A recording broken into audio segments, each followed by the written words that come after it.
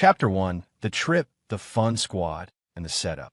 Liam had known this trip would be exhausting long before they even boarded the plane.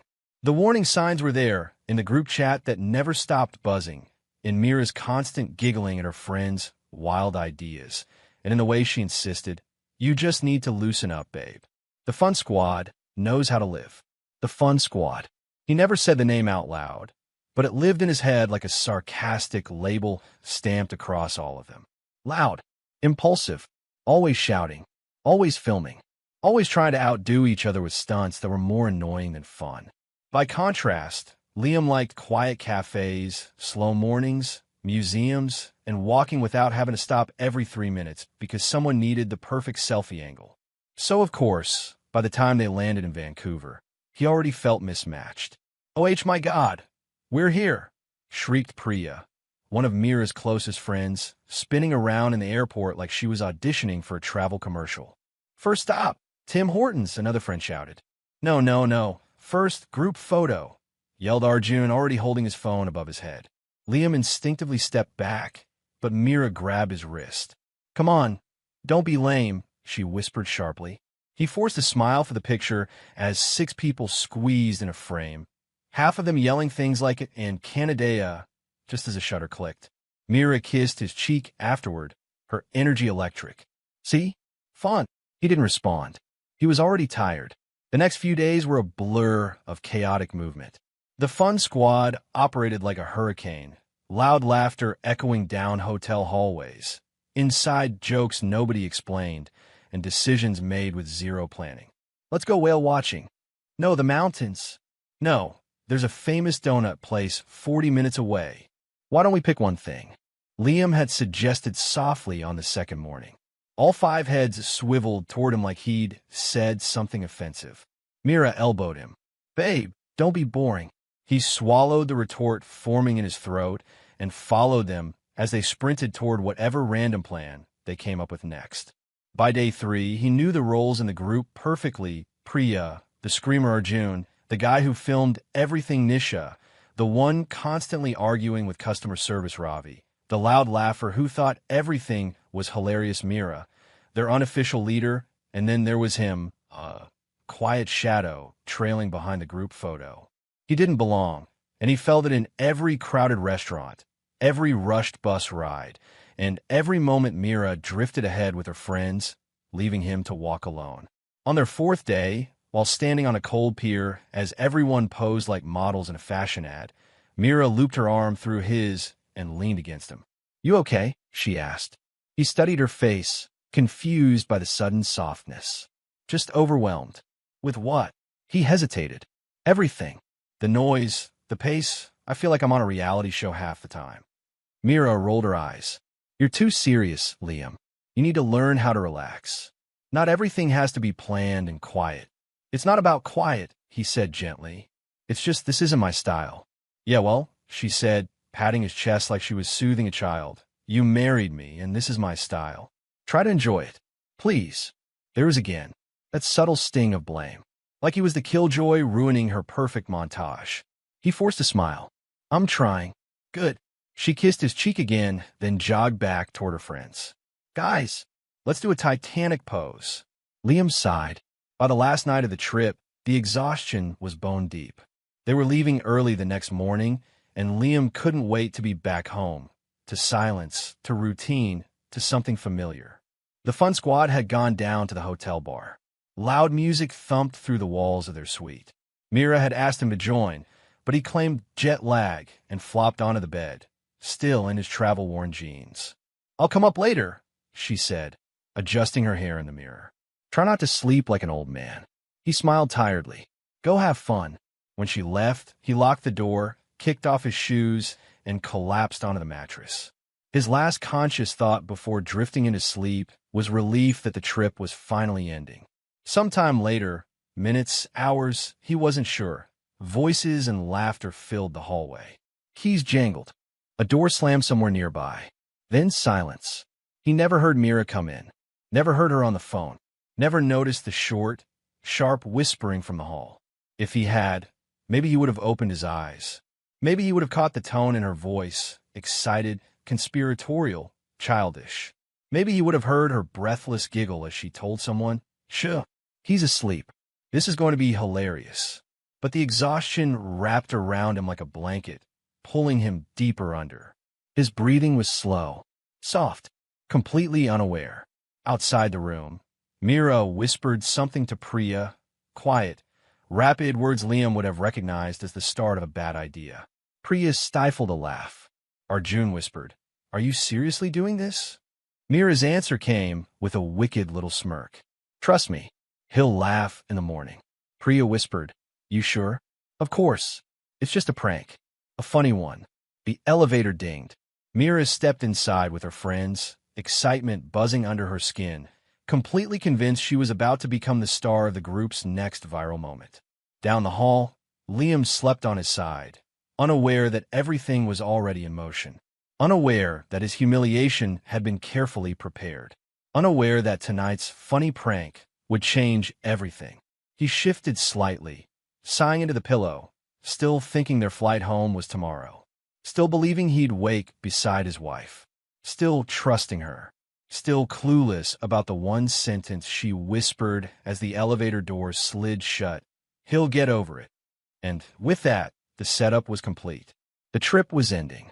And Liam, sleeping soundly in a dark hotel room, had absolutely no idea what waited for him when morning came. Chapter 2, The Prank, Abandoned in a Foreign Country.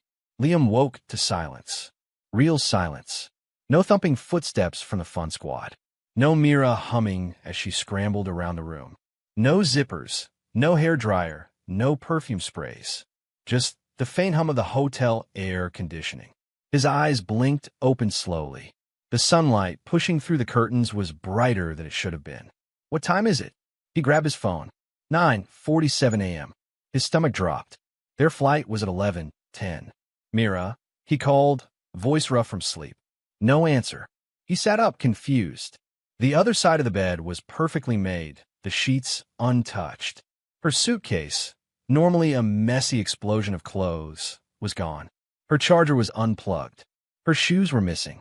"Meera," he repeated, louder now. Silence.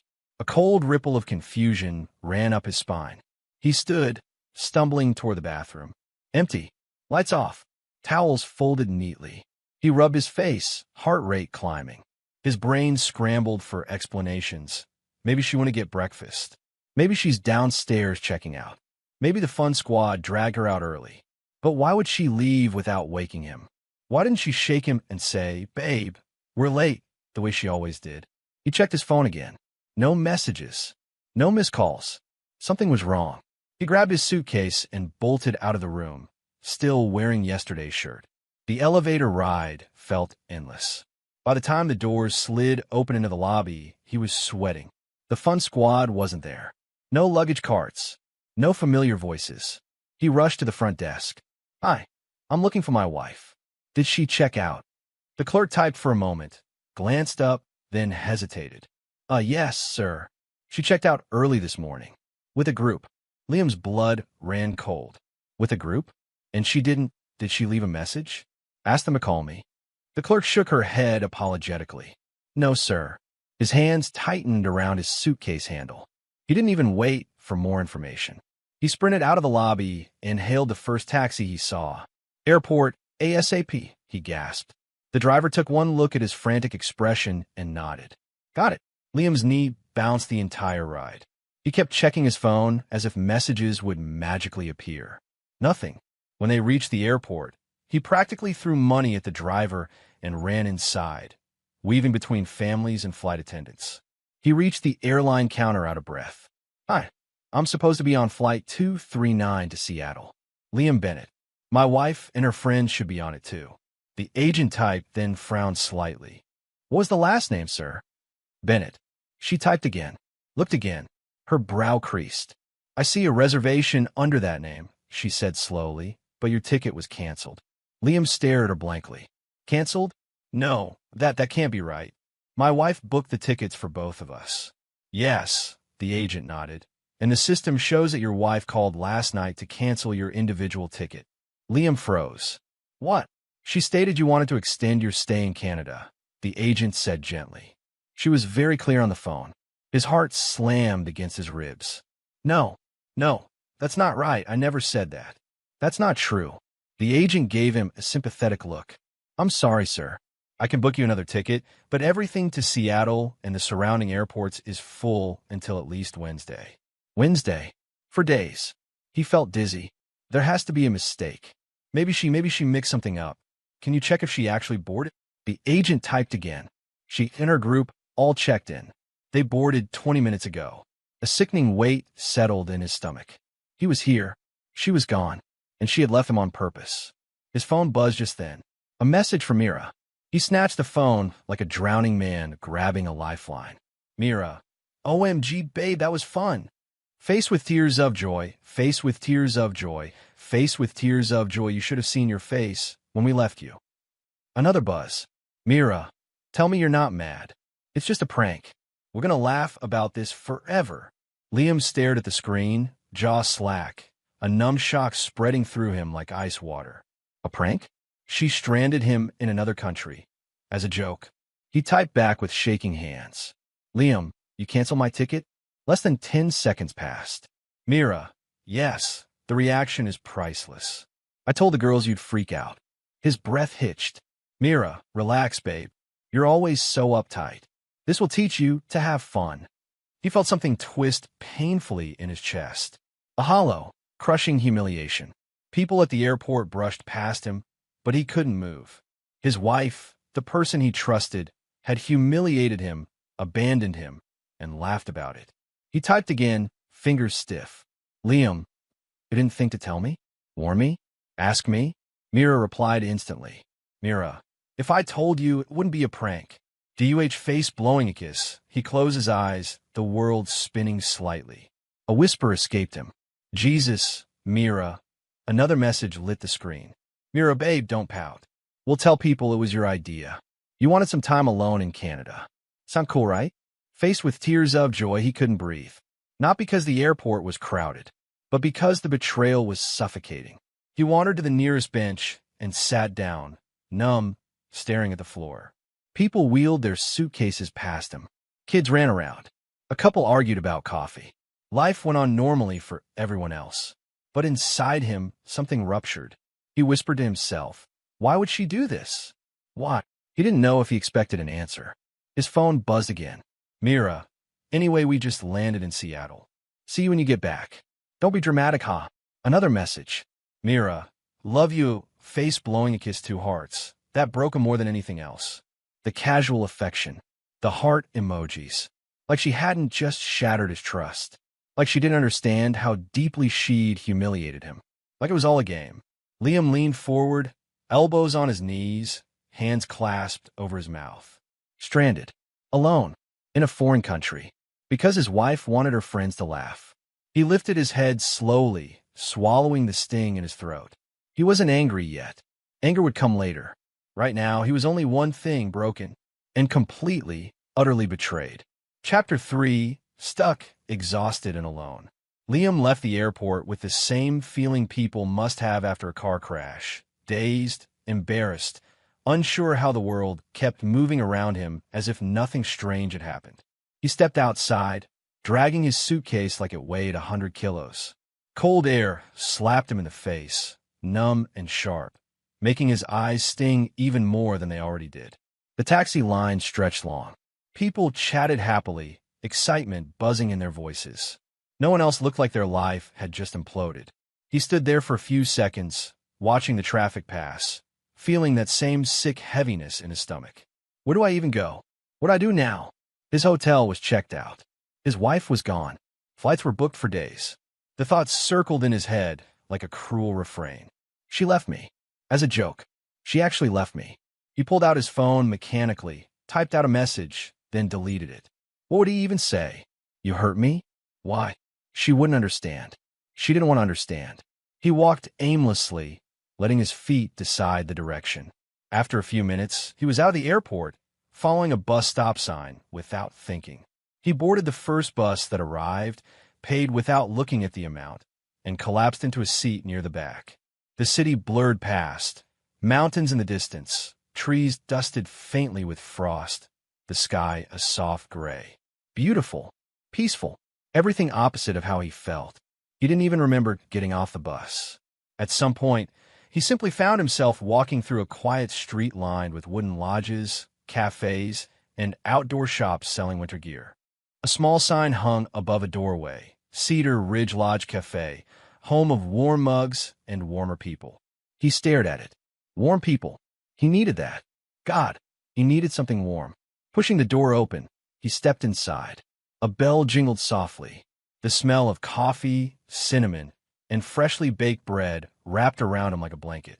The interior was rustic, log walls, wooden beams, soft lighting. A fireplace crackled on one side, and a few locals sat at small wooden tables, sipping drinks and typing on laptops.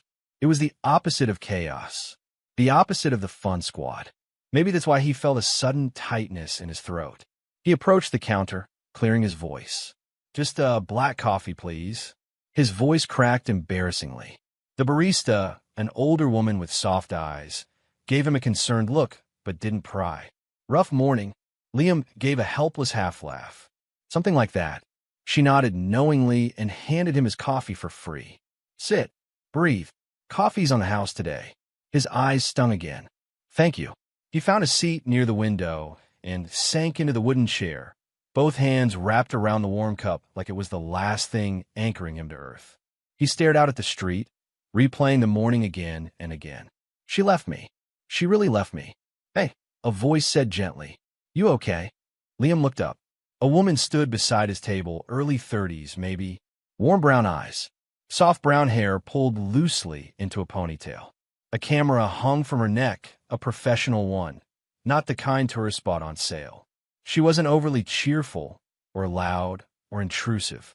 Just present. He cleared his throat. "I'm fine." She tilted her head slightly. "You look like someone who just found out coffee shops don't serve coffee anymore." He let out a breath that sounded more like a tired chuckle. "Something like that." She hesitated, then pulled out the chair opposite him. "Mind if I sit? You look like you could use human company. Quiet human company." He blinked. No one had ever phrased it like that. "Sure," he said quietly. She sat down, setting her camera on the table. "I'm Sarah." "Liam." She gave him a small smile. "Nice to meet you, Liam. Even if you do look like your soul is trying to escape your body." He laughed weakly. "Bad day. Looks like a bad week." Liam stared at his coffee. "Something like that." She didn't pry. Instead, she pulled out a small pastry from a paper bag and nudged it toward him. "Here. It's a maple butter tart. Considered emotional first aid." Liam shook his head. "You don't, I insist," she said. "Sugar helps the brain during trauma. Science. Or at least that's what I tell myself." He huffed a small laugh again, his first real one since the airport, and took the tart. "Thanks. Anytime." She lifted her camera and scrolled through pictures. Snowy forest trails, lakes, birds, the city skyline at sunset. "You're a photographer?" Liam asked. "Professional one," she nodded. "Weddings, wildlife, travel, anything that involves catching real moments. Most of my clients are tourists looking for something more meaningful than selfie stick photos." "That's actually really cool." "Well," she said, glancing at his exhausted expression, "not as exciting as whatever destroyed your morning, but it pays the bills." Liam exhaled slowly, then surprised himself by saying, "My wife stranded me." Sarah blinked. "Sorry." He rubbed his eyes. "She left Canada without me. Cancel my ticket." As a prank. Her face didn't twist in judgment or shock the way he expected. Instead, her brows knit together in quiet sympathy. "That's not a prank," she said softly. "That's cruelty." The words hit him hard. He swallowed. "Yeah," he whispered. "How long until you can get a flight out?" "For days," Liam said. "Everything is booked." Sarah nodded slowly, thinking, "Do you have a place to stay?" "No. We checked out this morning. I just walk until I found this place." She leaned forward slightly. "Okay. First step, lodging. There's a hostel 2 blocks from here, quiet, clean, cheap. I know the owner. He's a good man. He'll get you a bed." Liam blinked. "You don't have to help. I want to," she said simply. "You look lost, and I'm not the type of person who watches someone drown when I could throw them a rope." He looked down at his hands. "Thank you." Second step, she continued a plan. After you settle in, I can help you find a travel agent. They can sometimes get seats airlines don't release online. Liam stared at her, overwhelmed by the simple kindness. Why are you being so nice to me? He asked softly. Sarah shrugged. Because someone should be. His throat tightened. She stood, hooking her camera strap over her shoulder. Finish your coffee. Meet me outside when you're ready. I'll walk you to the hostel. Liam nodded slowly, unable to speak. As she walked toward the door, she glanced back once. You're not alone, Liam. Not today. The bell jingled as she stepped out. Liam sat there for a full minute, breathing carefully, letting the warmth of his coffee seep into his palms. For the first time since the airport, he felt grounded. Not healed, not okay, but no longer drowning. He stood, grabbed his suitcase, and headed for the door, toward the one person who had shown him more patience in 30 minutes than his wife had in years. Chapter 4. Sarah and the Unexpected Calm. Liam had expected the next few days to feel like punishment, cold air, unfamiliar streets, the heavy embarrassment of being a grown man stranded because his own wife thought it would be funny. Instead, strangely, they felt bearable. Maybe it was because he wasn't completely alone anymore.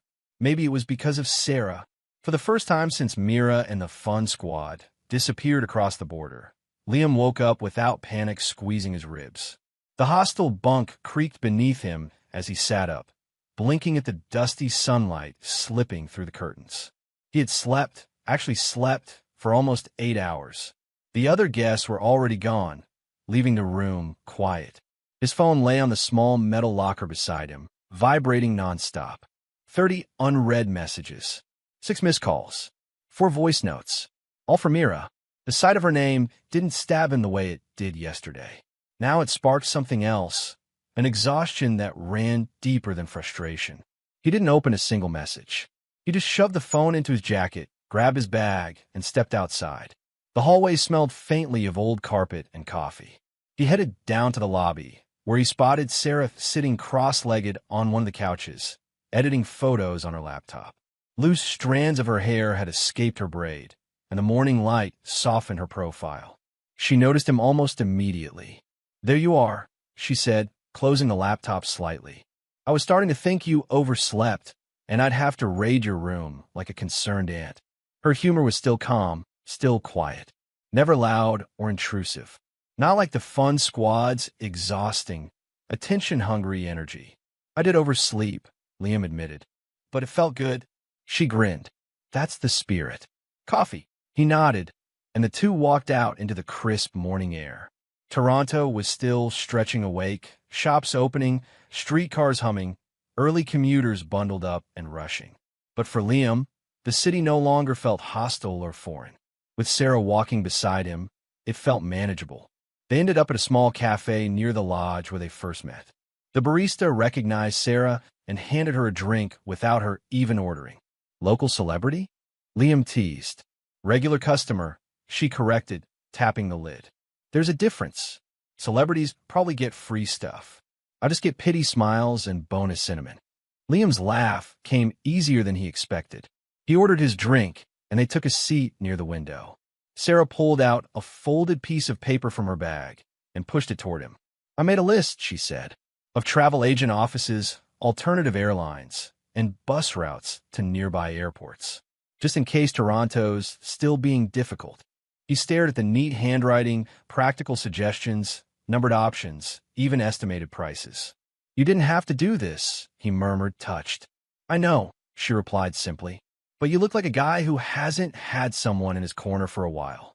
The words hit him harder than he expected, because she was right, and because the truth hurt. For years, he had been the steady one, Meera's rock, her planner, her default support system. But somewhere along the way, the balance had shifted. His stability had become the punchline, his seriousness a flaw, his boundaries an inconvenience. Not once had Meera or any of her friends sat down and helped him with anything that mattered to him. Not like this. He took a slow breath. Thank you. Sarah shrugged lightly, sipping her drink. Everyone needs a bit of kindness sometimes. Doesn't cost much to give it. They talked for a while about simple things. Photography, traveling, Liam's job, her favorite trails, It all felt strangely natural, as if they'd known each other longer than a few days. At one point, she said, "Let's walk. You look like you've been sitting inside your own head too long." So they walked, through the busy waterfront, along the quiet side streets lined with old brick buildings, past a cluster of food trucks where she insisted he try a maple bacon pastry because it's a Canadian rite of passage. And with every step, the heaviness inside him loosened. She didn't demand explanations. She didn't push him to cheer up. She didn't mock him for being upset. She just walked beside him, steady and patient. At one point, his phone buzzed so violently that he instinctively pulled it out. Meera's name filled the screen again. "Meera, Liam, answer me. OMG, this isn't funny anymore." Another message popped up immediately. "Meera, you're taking this way too seriously. It was a joke, babe. Lighten up." And another. "Meera, are you seriously ignoring me? After everything?" Liam stopped walking, staring at the notifications piling up. She's been calling nonstop. Sarah didn't peek at the phone. She just studied him carefully. "Are you okay with talking to her right now?" "I don't know." "That's a very honest answer," she said softly. They sat on a bench by the lake, watching the ripples move with the breeze. Liam finally put the phone on silent. "This isn't the first time she's embarrassed me," he admitted. "But this is the worst." Sarah didn't say leave her, or she's awful, or anything dramatic. She simply asked, "What do you need right now?" No one ever asked him that. Not Meera, not her friends, not even himself. Liam exhaled slowly. "I need space, I think." "Then that's what we're taking," Sarah said matter-of-factly, standing and motioning him to follow. "Come on, there's a small market nearby. Great for distracting, overwhelmed husbands who've been abandoned by their joke-obsessed wives." Her tone was light, but her intention was solid. They spent another hour exploring stalls filled with crafts, artwork, handmade jewelry, and local food. Sarah chatted with vendors, introducing Liam like an old friend. She even convinced him to try a tiny wooden puzzle game he failed miserably at. By the time they reached the end of the market, Liam felt something he hadn't felt in days. Calm, not excitement, not joy, just calm. A steady, quiet calm that reminded him of who he used to be before the noise of Meera's world swallowed him. When the sun began to dip lower, they walked back toward the hostel. Liam expected the peaceful feeling to fade the closer they got, but it didn't. Sarah walked him all the way to the entrance. "If you need help tomorrow with the travel agent, I'm around," she said. "You've already done more than enough." She smiled softly. "I'm not keeping score." As she turned to leave, Liam felt a sudden, unexpected warmth in his chest, gratitude, comfort, and the simple relief of not being judged. He headed upstairs to the quiet hostel room. As soon as the door closed behind him, his phone lit up again in the dimness. "Meera, why aren't you picking up? This is getting ridiculous." "Meera, you're making me look crazy." "Meera, just laugh it off already." It was a fun prank, Liam. Everyone thought so. The hostility, the guilt-tripping, the shifting blame, it all poured in. But for the first time, Liam didn't crumble under it. He just placed the phone face down on the bed. Because right now, after days of chaos, panic, and humiliation, someone had finally shown him peace. And he wasn't ready to give that up yet. He wasn't ready to respond to Meera yet. He wasn't ready to laugh it off. He wasn't ready to pretend everything was fine. Not anymore. And the chapter ends exactly here, with Liam sitting in quiet, unexpected calm, while Meera's messages continue storming his phone. Chapter 5, 271 Missed Calls.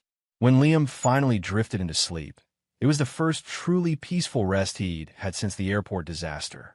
The small hostel room was quiet except for the hum of the radiator and the muted sounds of wind brushing against the old wooden frame.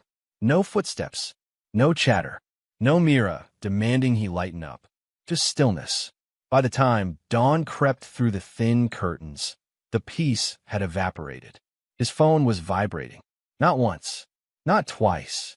A continuous, relentless buzzing, like an angry insect trapped in glass. Liam blinked awake, groggy. He reached for the phone on the little bedside table, thinking maybe it was the travel agent calling him back. But when the screen lit up, 34 missed calls, Meera. 12 messages, Meera. 2 voicemails, Meera. He groaned, rubbing his face. "Are you kidding me? He hadn't responded to her for almost a full day now. Not because he planned anything, he was just emotionally exhausted, completely drained. Still, this wasn't normal, even for her. He opened the message thread. Meera, Liam, what is this now? Are you still sulking? Come on, it was literally a joke. You always take things too seriously. He scrolled.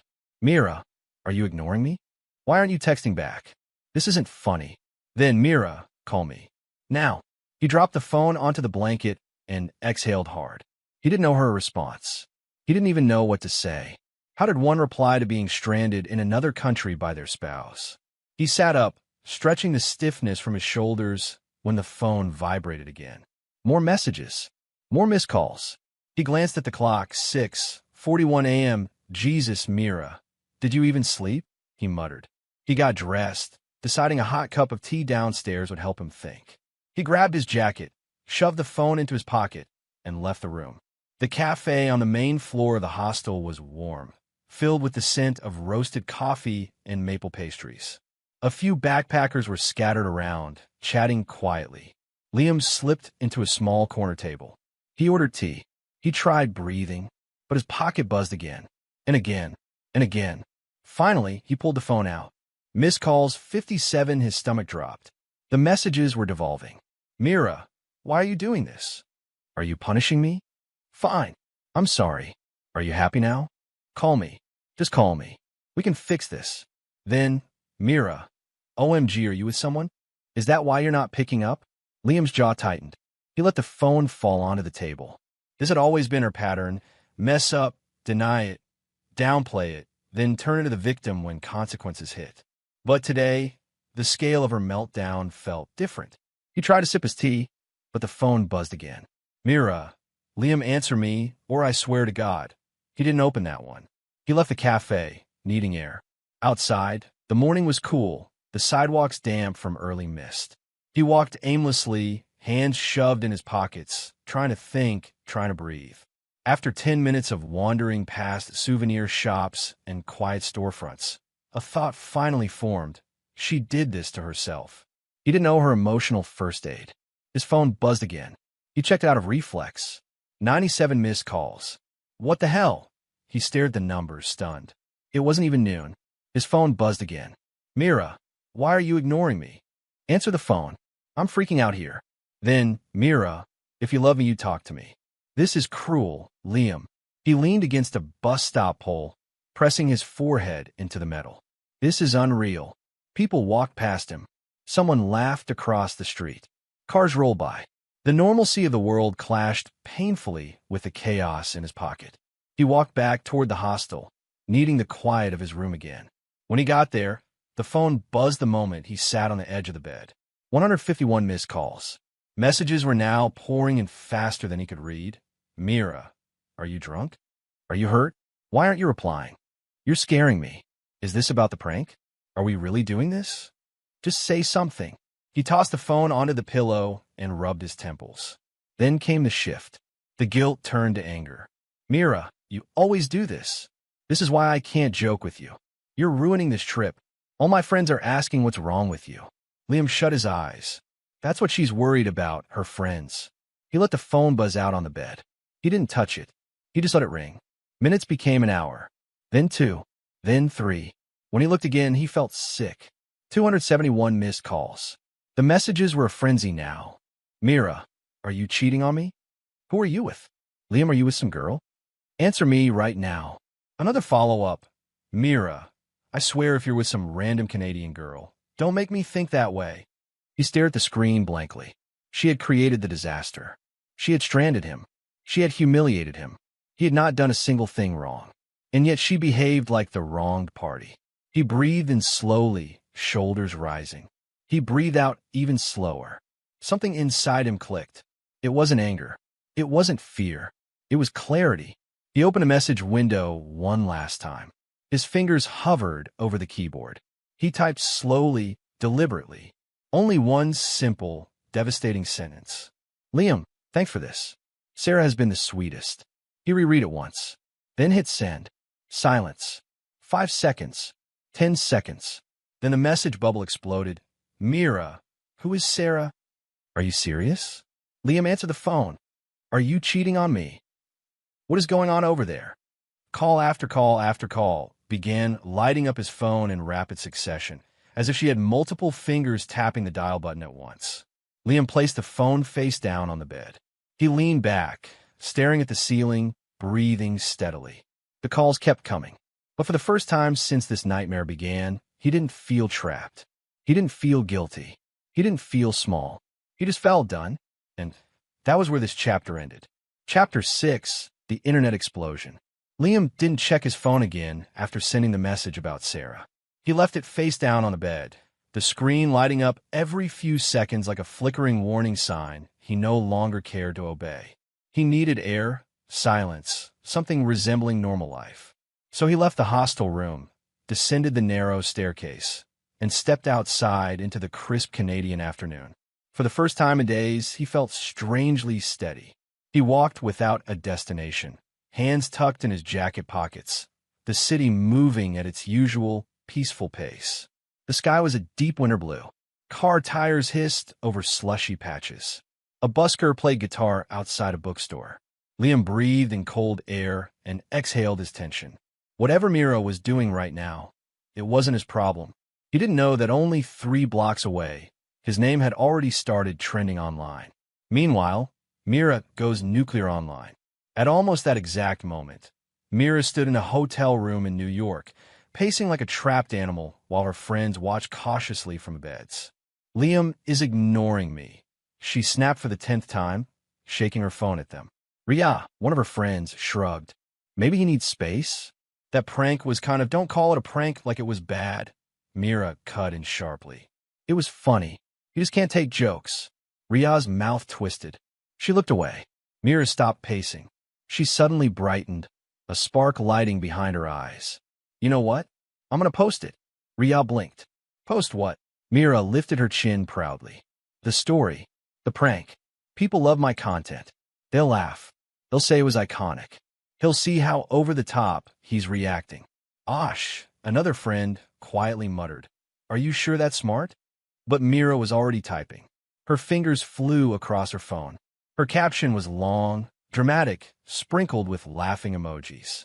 So, my hubby was being boring on our Canada trip, so we decided to play him. We canceled his flight and left him there for a day. Don't worry, he'll catch up later. Funniest prank ever. She attached a selfie of herself laughing at the airport with the fun squad posing behind her like they were on a magazine cover. Then she hit post. Done, she announced triumphantly. Rial whispered, oh no, the internet responds in seconds. It didn't take hours. It didn't even take minutes. It took 42 seconds before the first comment appeared. This isn't funny at all. Then, you stranded your husband in another country. Another. Imagine bragging about being emotionally abusive. And then it snowballed. Fast. Notifications exploded across Meera's phone. Ding, ding, ding, ding. Dozens, then hundreds of comments poured in, most of them blistering. This is cruel. You left him alone in a foreign country? Not a prank. This is manipulation. Does he need help? Is he safe? Poor guy, divorce her. This is the most heartless thing I've ever seen, posted proudly. Meera's smile faltered. What the? Why are people being so dramatic? Ash stepped forward slowly. Meera, you did leave him. It wasn't stop, she snapped, glaring at her friend. You all said it was funny too. Ria shook her head. We didn't think you'd post it to the whole world. But it was too late. Screenshots spread like wildfire. Facebook groups picked it up. Reddit threads appeared in relationship forums. TikTok creators stitched the story with dramatic reenactments. Twitter users dragged her with quote retweets like a digital tidal wave. Within 2 hours, her name was trending. Justice for Liam, her post, now with tens of thousands of comments, was a bonfire. Meera scrolled through them, her face going pale. Her co-workers commented publicly, Meera, please delete this. This is not okay. Her boss commented, is this a joke? You abandoned your spouse. Her mother texted her, call me now. What have you done? The final blow came when someone uploaded a change.org petition titled, Support Liam. What Meera did was not a prank, it was abuse. and it gained 25,000 signatures within 2 hours. Meera made a strangled sound in the back of her throat. Ria whispered, "You need to take the post down." Meera screamed, if I delete it, they win." But her hand was shaking so hard she could barely hold the phone. Another notification popped up. New TikTok. Woman leaves husband in Canada as prank. He meets another girl. 1.7 M views. Her eyes widened. Her breath stuttered. Another girl? She scrolled desperately until she saw it. A user shared a screenshot of Liam's text to her. "Thanks for this. Sarah has been the sweetest." Her voice cracked. No. Her anger flared like gasoline catching fire. She hit the call button. Back in Canada, Liam's phone explodes again. Liam had just stepped back into the hostel lobby when his phone started vibrating nonstop. Not with the frantic rhythm of individual calls, but with the chaotic pulse of social media notifications. He frowned. He hadn't posted anything. He hadn't even opened his accounts. He finally unlocked the screen and froze. Dozens of strangers were tagging him. Hundreds were messaging him. His phone was blowing up. And in the middle of everything, Meera was calling. Again. He sighed and walked back to his room, shutting the door and leaning against it. The phone rang for the 15th time. Finally, out of exhaustion more than interest, he answered. "What?" Meera's voice exploded through the speaker. "Liam, what did you do?" He blinked. "What did I do?" "You ruined me. The internet is attacking me because of you. You need to get online right now and fix this." Liam almost laughed. It wasn't humor. It was disbelief. "Fix what?" he asked calmly. "This," she shrieked. "Everyone is making me look like the villain. There are petitions, TikToks. Even my coworkers are judging me. You need to tell people it was a joke." He sat on the bed. "It wasn't a joke." "Yes, it was," she screamed. "Say, it was. Tell people you're fine and stop being dramatic." Liam inhaled slowly. No silence. Then, "Liam, what do you mean no? You have to fix this." He didn't raise his voice. He didn't match her hysteria. He simply said, with a quiet finality, "I'm not fixing anything, Meera. You did this. Not me." Her breath hitched on the other end, a wounded gasp. "Liam, don't you dare." He hung up. And for the first time in years, he didn't feel guilty. He felt free. Chapter 7. Liam's Awakening. For the first time in what felt like years, Liam woke up to silence. Not buzzing notifications, not Meera's voice, not the pressure of being on for someone else's comfort. Just the soft creak of the old hostel heating system and the faint laughter of travelers downstairs.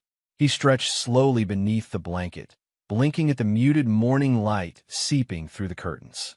He felt lighter, not entirely healed, not unaffected, but lighter, like something had finally loosened its grip on the back of his mind. He showered, dressed, and headed downstairs, feeling a strange mixture of calm and uncertainty. When he stepped into the small cafe area, his eyes immediately found Sarah sitting near the window with her camera bag beside her. She looked up the moment she sensed him approaching. Her smile was warm but gentle, never intrusive. "There you are," she said, lifting her mug. "Tea." "You remembered," he said, genuinely touched. "You mentioned you drink it in the morning," she shrugged. "So I ordered one just in case."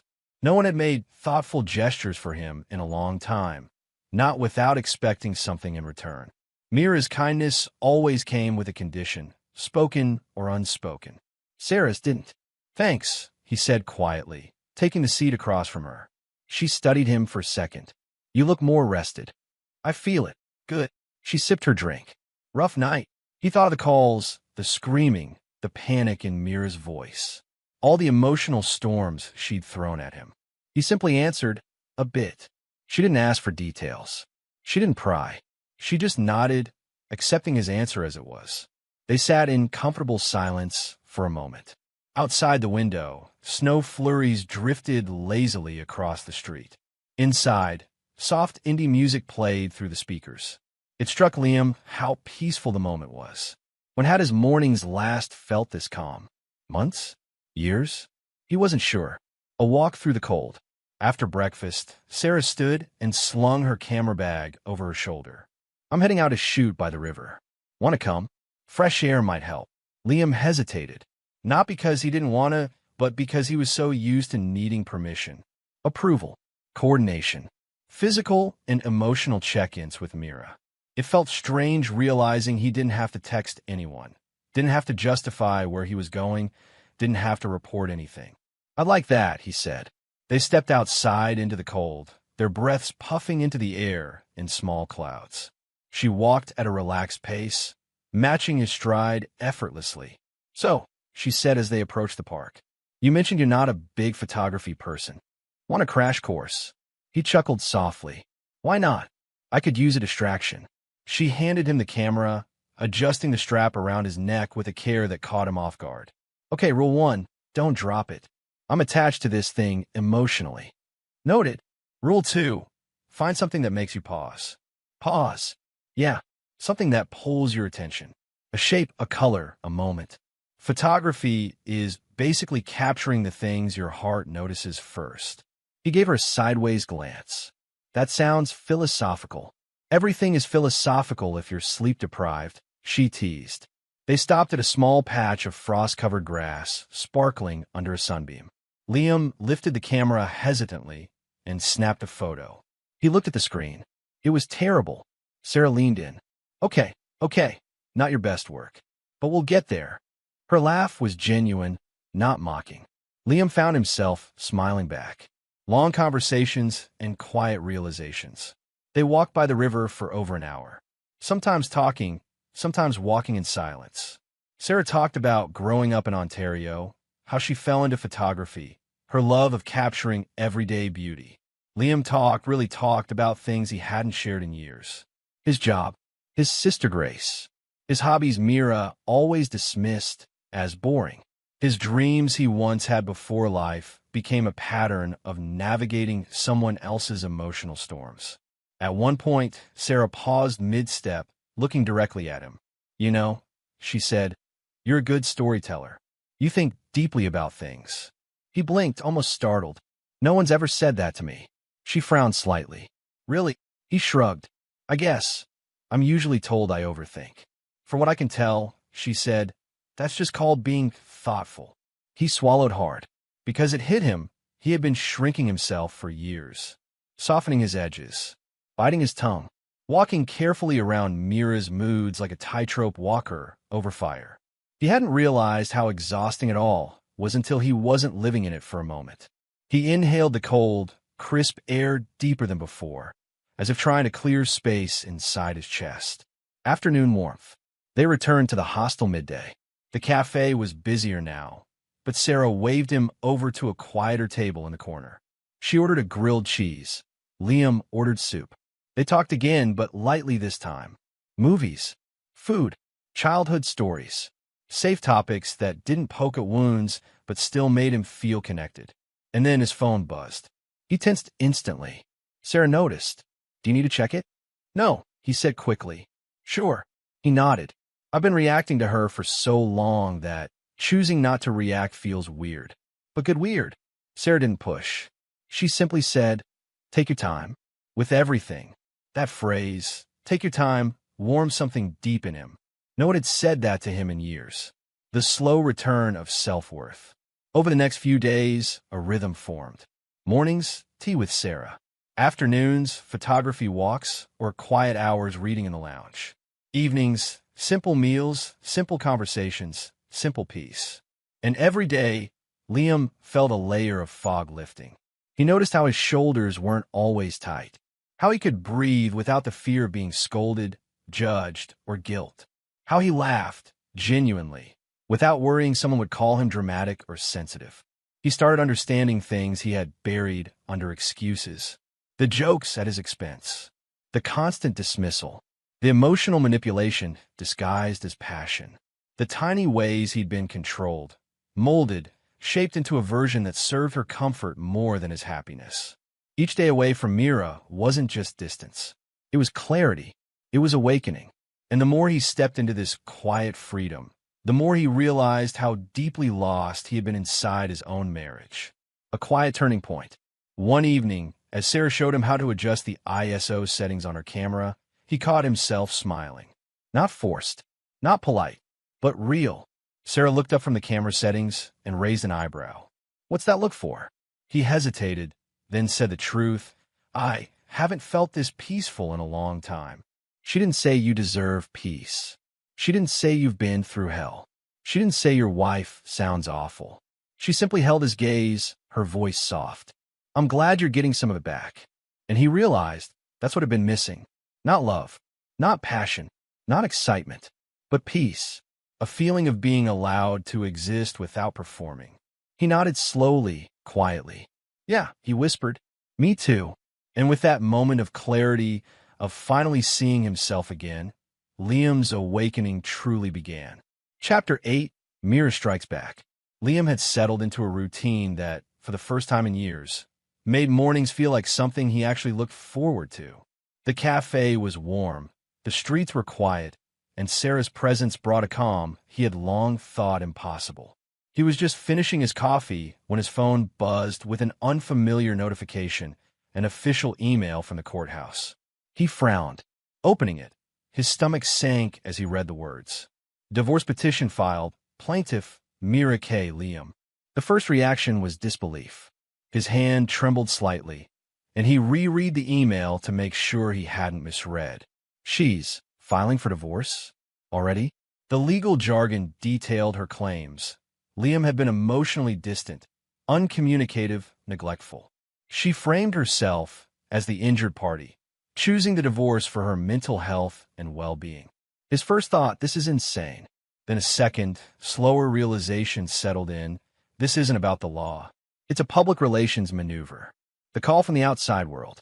His sister, Grace, was the first to call. Liam, are you sitting down?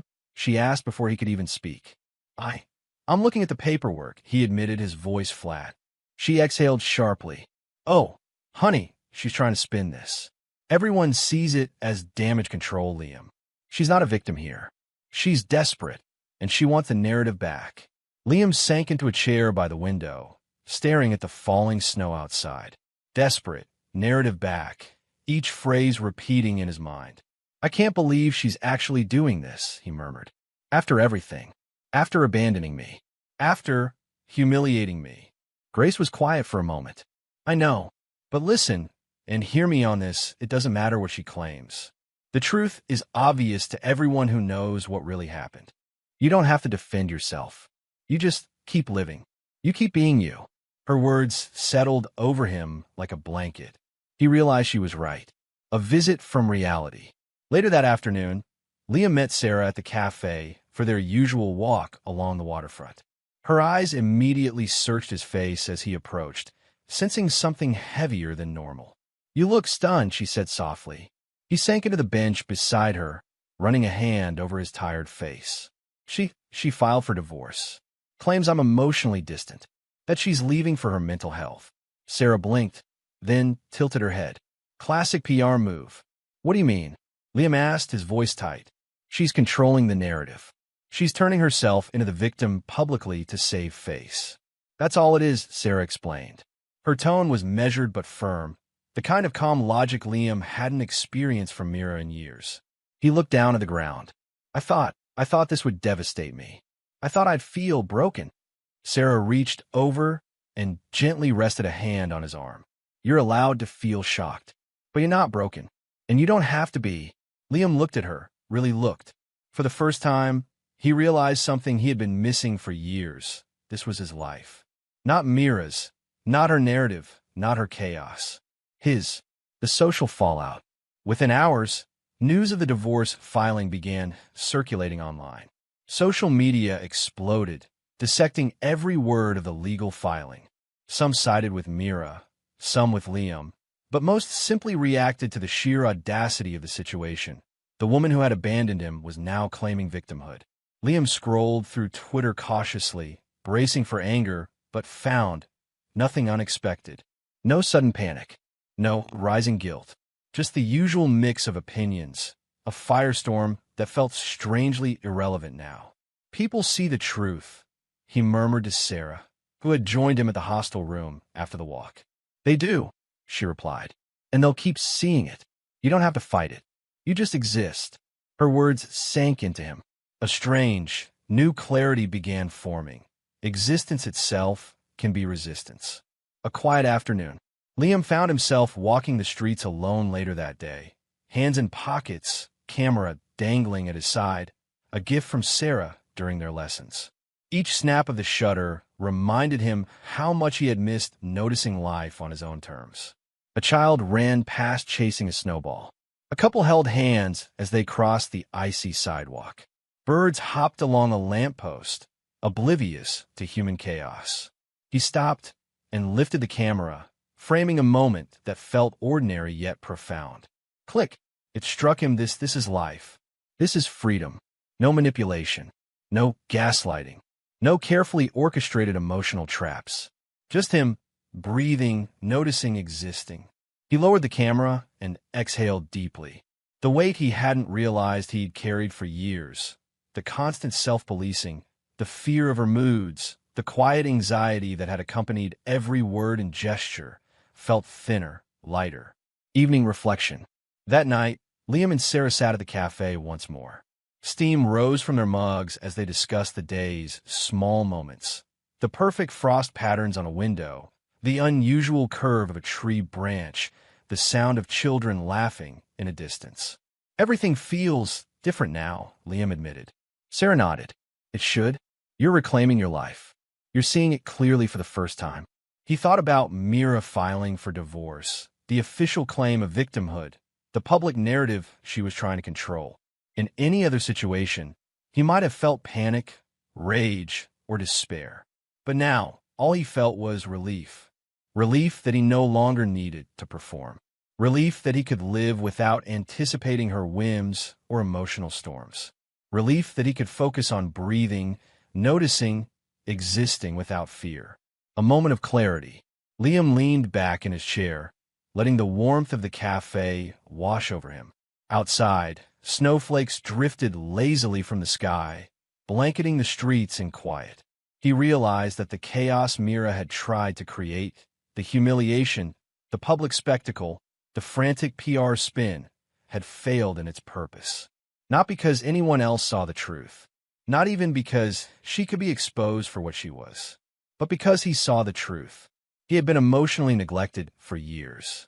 He had been manipulated, controlled, made to feel small, ridiculous, and inadequate. And now, none of that mattered anymore. He was free. He looked at Sarah, and the simple smile she offered him reinforced the reality he hadn't allowed himself to see before. He didn't need her validation. He didn't need her control. He didn't need to fix her narrative. He simply needed to exist. And for the first time in years, he could. The divorce filing, the attempt to spin the story, the legal maneuver, the public pretense didn't scare him, didn't intimidate him, didn't break him. Instead, it brought relief. Relief that the chapter was finally closing. Relief that the life he wanted was waiting, and it didn't include her. And that clarity, that sense of quiet strength, was enough to make him feel alive again. Chapter 9, Letting Go. The mornings in Toronto had begun to feel like a gentle rhythm rather than a countdown to chaos. Liam woke naturally, the sunlight brushing his face through the thin curtains of the hostel room. The noise of the city outside was distant and soft, not urgent or threatening. For the first time in months, he didn't reach for his phone first. Instead, he sat on the edge of the bed, feeling the quiet stretch between his ribs. He closed his eyes, taking a slow breath in and out. The absence of Meera's stormy energy was like a weight lifted from him, though he didn't yet realize just how heavy it had been. Cafe mornings. By mid-morning, Liam found himself at the small cafe he had grown to love, the one where Sarah waited like clockwork. Today, she was already there, tinkering with her camera lens, a serene smile on her face. "You're on time," she said without looking up. "I'm learning from the best," he replied, settling into the chair across from her. She looked up then, raising an eyebrow. "Careful. I've been called punishingly punctual before." He laughed, the sound catching himself by surprise.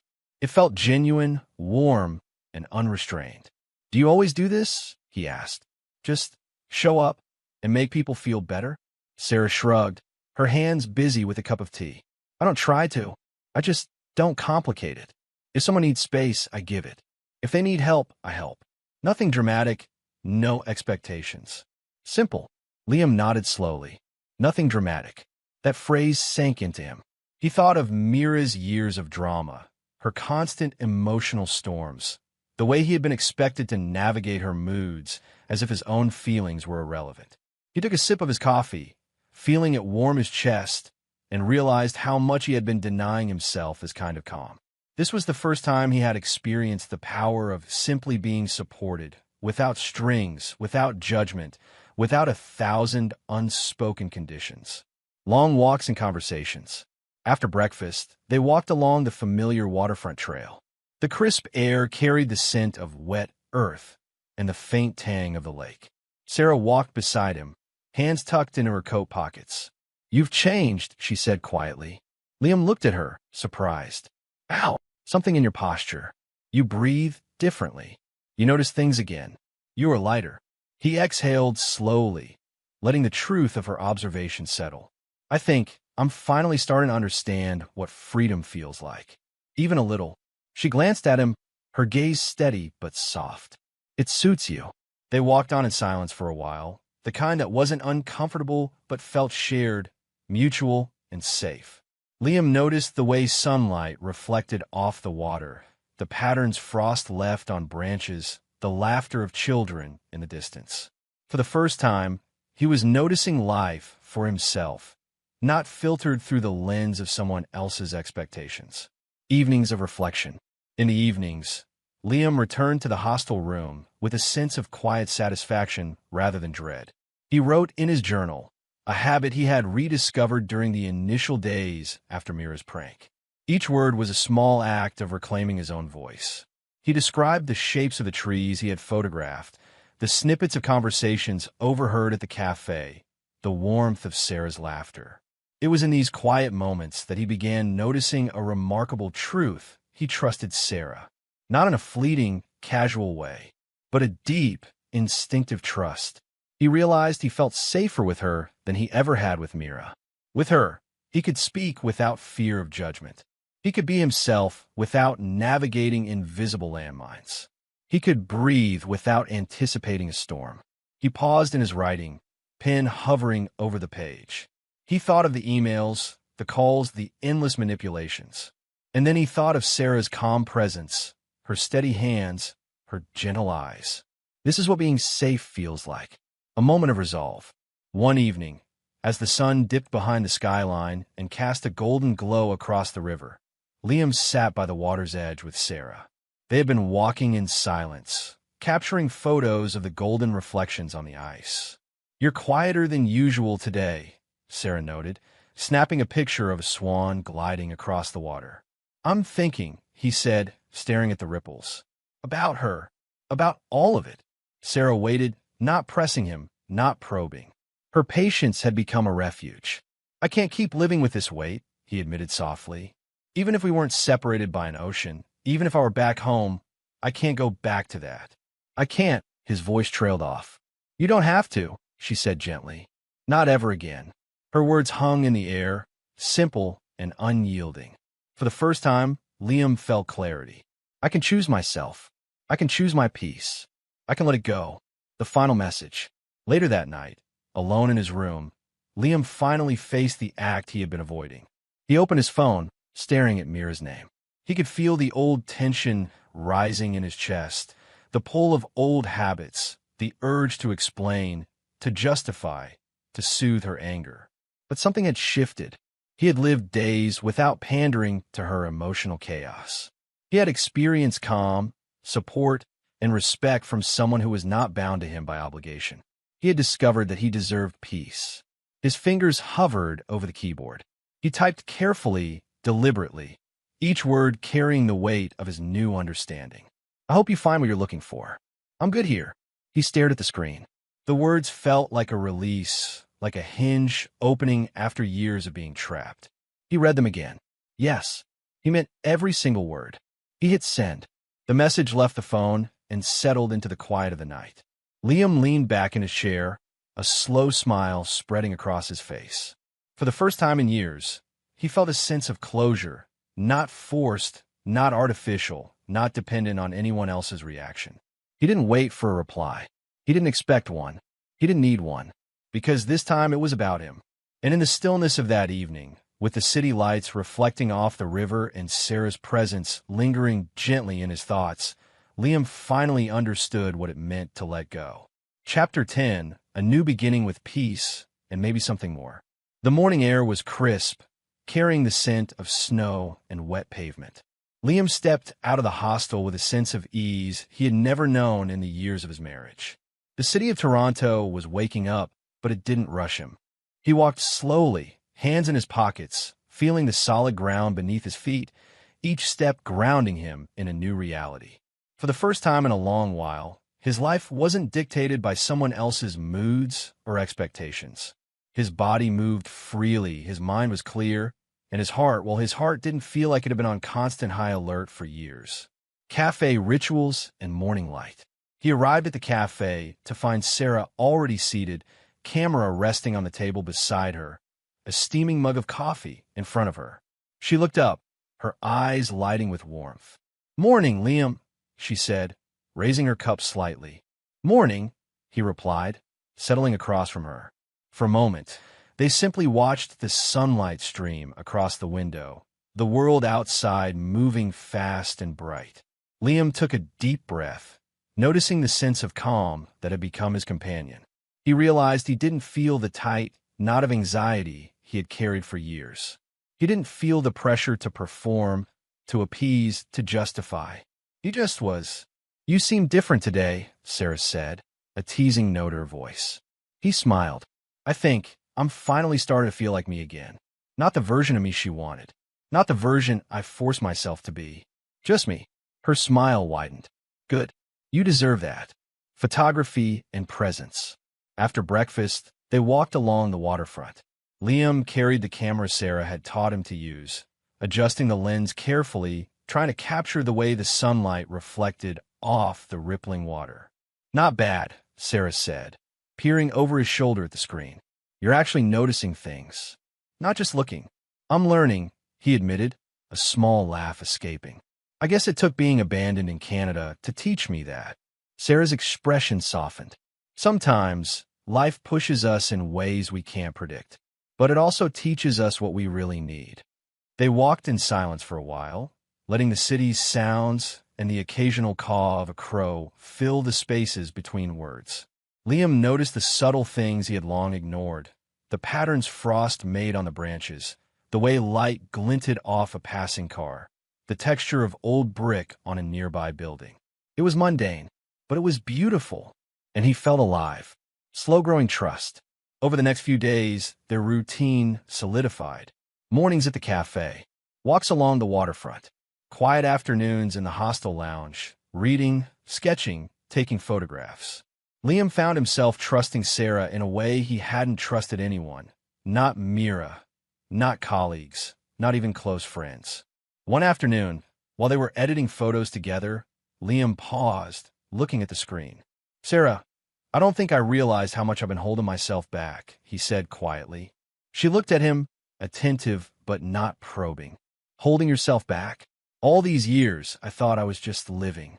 But I see now that I was surviving her moods, surviving the chaos, surviving the constant tension.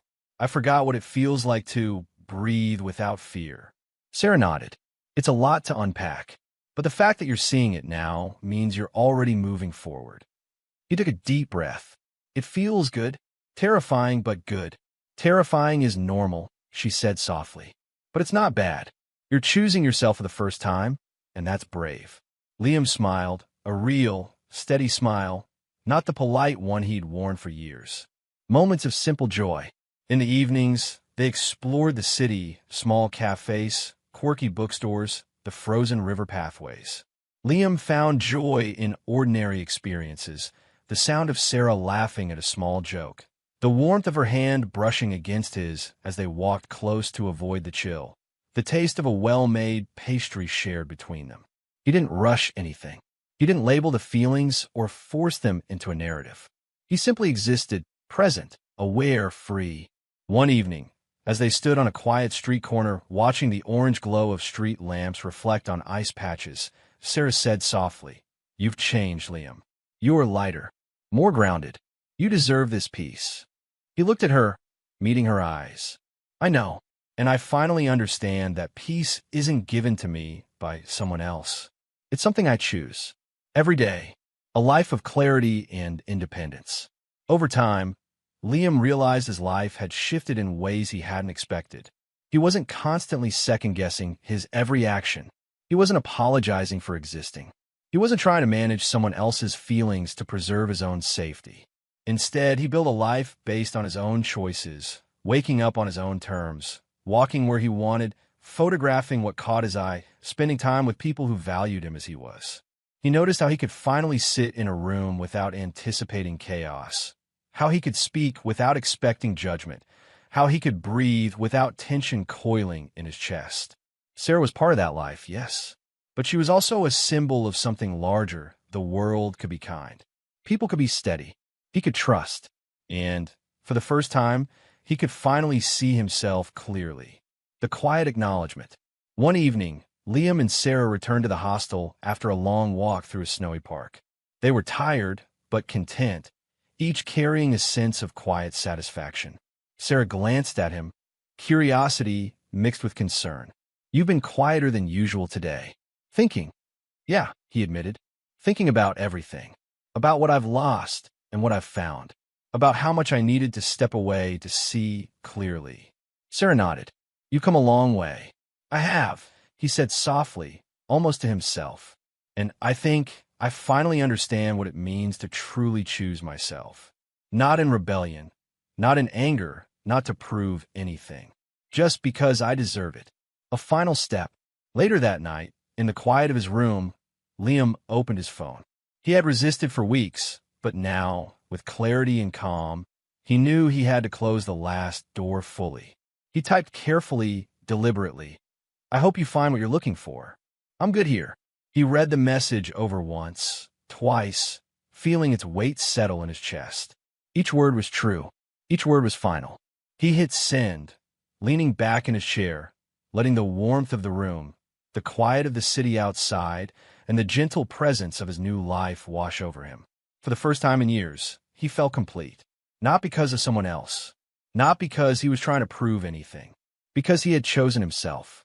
And with that choice, his new life, one of peace, stability, clarity, self-respect, independence, and a slow, unhurried connection with Sarah, began to unfold naturally. He didn't rush it. He didn't force it. He simply let it grow.